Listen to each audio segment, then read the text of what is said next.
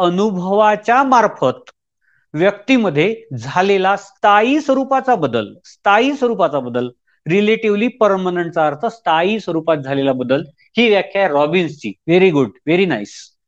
आता स्थायी स्वरूपाचा म्हणजे काय बरं? का मला जर समजा एबीसीडी शिकवली असेल पहिल्या वर्गात, तर आज जीवन मी एबीसीडी कधीच विसरत नाही, परमनंट चेंज आहे. मला जर सायकल शिकवली असेल तर सायकल मी कधीच विसरत नाही. सायकल चालवणं 10 वर्ष जर मी सायकल चालवली नाही तर मी कधीच विसरत नाही.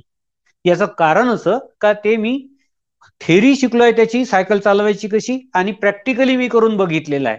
ज्या गोष्टी आपण प्रॅक्टिकली करतो, ट्रेनिंग अत्यंत महत्वाचं आहे. प्रशिक्षण, आपल्या ज्ञानेंद्रियांना प्रशिक्षण, ज्ञानेंद्रियांना जर प्रशिक्षण दिलं असेल तर त्या गोष्टीचं रिइन्फोर्समेंट, ज्याला दृढीकरण असं म्हणतो आपण, ते खूप चांगल्या पद्धतीने झालेलं असतं. म्हणून आपल्याला